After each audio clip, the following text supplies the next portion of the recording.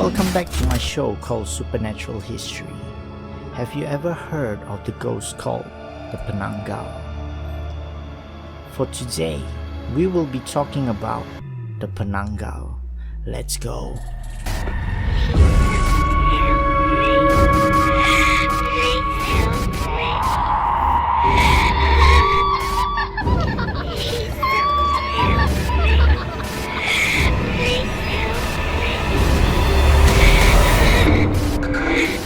So, if you guys live in Southeast Asia, mainly Malaysia, Indonesia or Singapore, you should have heard about this ghost called the Penanggal. So, for today, I am gonna explain to you the Penanggal in 4 parts: the history, the appearance, the beliefs, and the sightings. So let's start with the history. The history of the Penanggal in Malaysian folklore. A Penanggal are mortal woman who practices black magic. To become a Penanggal, a woman must meditate during a ritual bath in vinegar, with her whole body submerged except for her head. Only active in Penanggal form at night, the creature regularly soaks its organs in vinegar to shrink them for an easy entry back into the body. The Penanggal thus carry an odor of vinegar wherever she flies, and returns to her body during the daytime. So, it's a flying head that detached from its body in the middle of the night, but when it's by daytime, it has to return to its main body to live its life as a normal human. As they say over here, passing as an ordinary woman. However, a Penanggal can always be told from an ordinary woman by the smell of vinegar. The Penanggal was also mentioned in Hikayat Abdullah, written in 1845, much to the amusement of Sir Stamford Raffles. So, you will never know if that lady you met or the lady you've seen is a Penanggal, unless there's only one flaw, which is she has a smell of vinegar. So now, let's talk about the appearance.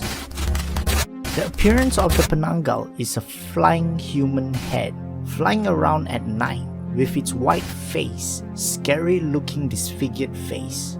The Penanggal also has organs like stomach, heart, and its bloody intestines attached to its head, which makes it look a lot more scarier. There's also reports of them looking like a white ball of light flying through the night sky, looking for pregnant women to feed off. So let's talk about the beliefs. The beliefs are that the Penanggal hunts for pregnant women to feed off. So they say over here the Penanggal victims are actually traditionally pregnant women and young children. As traditional Malay dwellings were slit house, the Penanggal would hide under the slits of the house and use its long tongue to lap up the blood of the new mother. Those whose blood the Penanggalan feed off will always contract a wasting disease which is almost inescapably fatal. Furthermore, even if the Penanggalan is not successful in her attempt to feed, anyone who brews against her dripping entrails will suffer painful open sores that won't heal without the Bomo's help. So let me read this one. The most common protection against the Penanggalan attack is to scatter thorny leaves of any subspecies of local plants known as mengkuang. So the mengkuang, which has sharp thorny leaves and would either trap or injure the exposed lungs, stomach, or intestines of the Penanggal as it flies in search of its prey.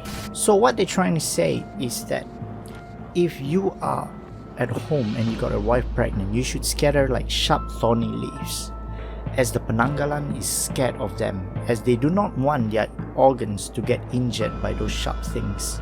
There's also some rumors where the Penanggalan is also scared of sharp objects like knives and all, because they know they could get injured by those sharp things, correct or not? So these thorns on the vine of the flower mengkuang can also be looped around the windows in order to snare the trailing organs. This is commonly done when a woman has just given birth. The shards of glass glued to the top of walls around the house serve as the same purpose in addition to protecting against thieves. Also as an extra precaution, the pregnant woman will keep scissors or betel nut cutters under her pillow as the Penanggalan is afraid of these items. So there's a way of killing a Penanggalan. One way is when the body is like a normal person and when the head is detached, when it leaves its body safely. A way to kill it is to be pouring shards of glass into the empty neck cavity over here when the head has already detached. Because it brings its organs, you pour the shards of glass inside, and when the thing tries to attach back to its body, it will get injured and the organs will get punctured, or somehow preventing the Penanggal to attach back to her body by sunrise. Because the rumors or the legends of the Penanggalan is it has to be attached back by sunrise. If not, the head will get burned off and it just disappears, if I'm not wrong. But that is the story of the Penanggalan. So there's also another one more way to get rid of the Penanggalan, which is to turn over the body so that when the head is attached back, it will be attached reverse. So saying means if it's like this and it leaves the body facing up, correct or not? You turn it over and when it's attached, it's like the head is facing the back, you know? So at that point, when the thing is reversed opposite side, which is the wrong side, the Penanggal would be revealed to everyone who she really is. So means the lady who come out from her house will be revealed and the villagers would take care of her. So let's talk about the sightings. So, the sightings. Most sightings from the Penanggal is mostly from Malaysia. There's also some from Singapore. For today, I'm gonna share a brief story from one of a UXM video. UXM makes videos about ghosts, and this is one of the person who they interview who has a story with a Penanggal while pregnant. So, the story starts here. So my husband does not always come home often as he will be always attached away from Singapore from work. It was one morning, I made breakfast for my husband before he went to work. We talked about the food and the flowers outside my house. I was complaining to him that the flowers outside our house all mysteriously died. For me, it felt very weird, but for him, he felt that it's okay because everything live and die after a while. He told me we can buy new flowers, but while he was telling me that, I felt something was amiss. So after our breakfast, my husband got to go to work and he told me he will be back in 2 months. After my husband left for work, I felt alone. And there were strange occurrences happening in the house. Later that night, I woke up hearing something knock on my house door late at night. So I got out of my bed and head towards the door. While walking to the door, the sound of knocking still can be heard. So I opened the house door just to see that there was no one in front of it. Feeling uneasy, I looked at the clock just to realize it was already 3 a.m. So I went back in the room and go straight to bed. Everything was okay for that night. One particular night, while sleeping, I suddenly woke up and went towards the living room. To my surprise, it was my husband. I asked him, "You came home early?" He just stood there on the sofa looking straight at me. Suddenly, blood started pouring out from his head and I woke up as it was a dream. When I woke up, I grabbed my belly as I felt pain as if like the baby is kicking or doing something inside. To my horror, what I saw behind the bulge, which is my tummy, was a Penanggal just staring at me with its teeth open. Suddenly, I woke up again. The next day, I went to the hospital to have an ultrasound to look at the baby. The doctor felt uneasy when I was at his office as he told me the baby was okay. But on my way out of the doctor's office, he asked me to stop and sit down again.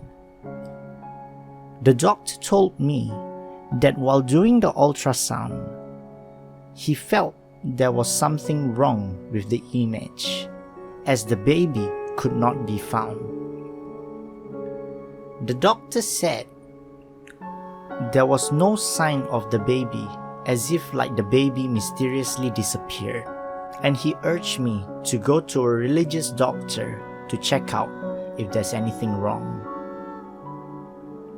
But what I felt is that it is very odd for this to happen. After the doctor's visit, I went back home. The following night, I woke up walking out from my room, hearing noises again, knocking from my house door. I shouted, "Don't disturb me," as I myself knew that what is at my house door is not human and is something that is an entity, maybe the flying head. I shouted for quite a while, asking it to stop, and when I faced another direction, I saw a Penanggal in my house living room, facing me, floating head, staring back at me, with its eyes wide open and tongue very long, just waiting to go and attack me. I quickly ran out of my house and fled to my mother-in-law's house. While running, I still can sense and see the flying head following me through the corridors of my house and all the way to my mother-in-law's house. Today, the baby is all fine and healthy, but this experience, getting chased by the Penanggal, is something horrifying. So, if you guys want to see the whole entire video, the story of the whole entire video of what I just explained, you can go to the UXM channel, as they have the full video and they reenact the whole entire thing. It's very good. It will be in the top. It's a pop-up, yeah, and you can watch it, or links in the description. So thank you for watching this video of supernatural history. Hope you gain more knowledge about mythical things like the Penanggal or some other history which you have watched on maybe my other episodes. So thank you for watching this video. Stay safe. If you have a wife who's pregnant, please be cautious, as there is a lot of mythical things in this world which is not, announced. It's not proven by science. Thank you and bye-bye. Bye.